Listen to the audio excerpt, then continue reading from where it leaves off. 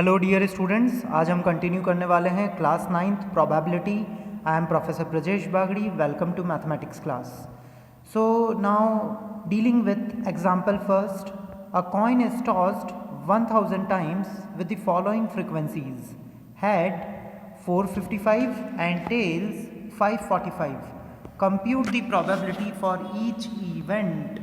इस क्वेश्चन में क्या गिवन है? एक कॉइन को 1000 टाइम्स टॉस किया गया और 1000 टाइम्स में 455 बार हेड मिला और 545 टाइम्स टेल्स मिला है। So we have to find the probability for each event. हर इवेंट की हमें प्रोबेबिलिटी कैलकुलेट करना है। सो समझेंगे इस क्वेश्चन को।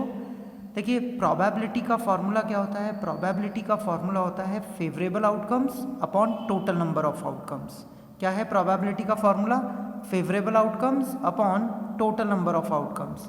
अब अगर इस क्वेश्चन में हम ध्यान देंगे तो फेवरेबल आउटकम्स क्या हैं? अगर एक कॉइन को 1000 टाइम्स हम टॉस करते हैं तो उसमें अगर हम हेड की प्रोबेबिलिटी निकाल रहे हैं तो हेड आने के फेवरेबल आउटकम्स कितने हो जाएंगे? 455। ओके, तो प्रोबेबिलिटी कैलकुलेट करेंगे। Probability of event E is equals to number of heads upon total number of trials.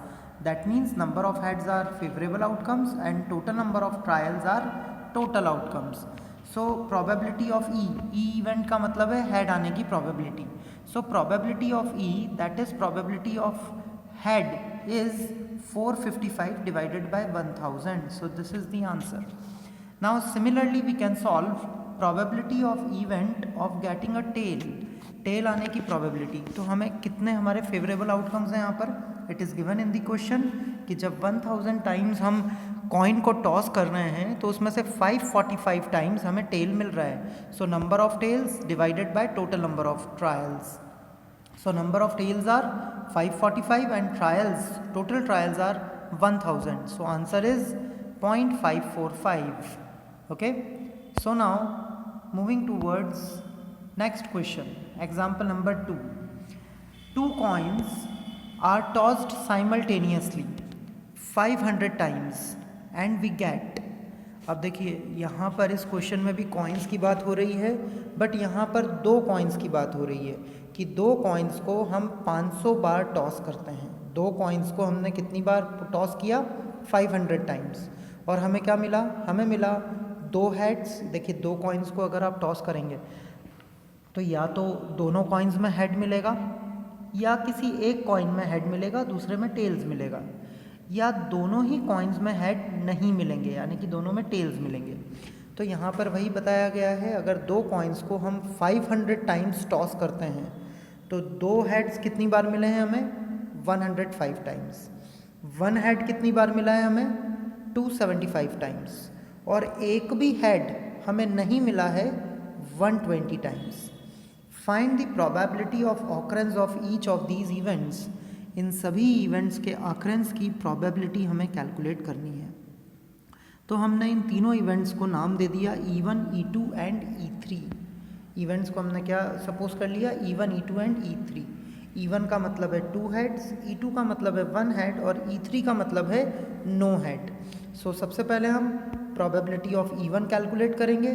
Probability of E1 के लिए फेवरेबल आउटकम्स कितने हैं? यानी कि दो हेड्स। दो हेड्स के फेवरेबल आउटकम्स हैं 105 और टोटल आउटकम्स हैं 500। सो 105 डिवाइडेड बाय 500, आप इसको डिवाइड कर लेंगे, then you will get the answer 0.21। Similarly we can solve probability of E2। E2 का मतलब है कौन सा इवेंट? 1 हेड। 1 हेड के इवेंट को हम E2 कह रहे हैं। सो 1 हेड कितनी बार मिल रहा है हमें? 275 टाइम्स। 275 divided by 500 is 0.55। आप जब डिवाइड करेंगे तो आपको ये आंसर मिलेगा। Then probability of E3। E3 का मतलब क्या है? E3 का मतलब है नो हेड। नो हेड की प्रोबेबिलिटी क्या है? 120 divided by 500। Favourable outcomes are 120 and total outcomes are 500। So 120 divided by 500, this is the answer. Okay, now next example, example number 3। इस एग्जाम्पल में क्या बोला गया है? A die is thrown 1000 times with the frequencies for the outcomes 1, 2, 3, 4, 5 and 6 as given in the table. देखिए एक die को throw किया गया। अब डाई के जो आउटकम्स हैं, आप जब भी किसी डाई को थ्रो करते हैं तो ऑब्वियसली उसके अंदर 1 से 6 तक के नंबर्स ही आपको मिलते हैं। सो यहाँ पर वो एक टेबल के फॉर्म में बताया गया है कि एक डाई को हम 1000 टाइम्स थ्रो कर रहे हैं, 1000 बार हमने उस डाई को थ्रो किया, तो उसके जो आउटकम्स हैं वो हमने नोट कर लिए। फॉर एग्जाम्पल उसमें 1 कितनी बार मिला हमें 179 टाइम्स, 2 कितनी बार मिला 150 टाइम्स, 3 कितनी बार मिला 157 टाइम्स, 4 कितनी बार मिला 149 टाइम्स, 5 मिला 175 टाइम्स और 6 मिला 190 times. So find the probability of getting each outcome. हर एक आउटकम की प्रोबेबिलिटी आपको सॉल्व करनी है। सो हम यहाँ पर फिर अज्यूम कर लेते हैं 1 मिलने की प्रोबेबिलिटी को हमने 1 मिलने के इवेंट को हमने E1 सपोज किया है, 2 मिलने के इवेंट को हमने E2 सपोज किया है, 3 मिलने के इवेंट को हमने E3, सिमिलरली E4, E5 और E6 हमने सपोज किया है। अब हम सबसे पहले प्रोबेबिलिटी ऑफ E1 कैलकुलेट करेंगे, यानी कि 1 मिलने की प्रोबेबिलिटी।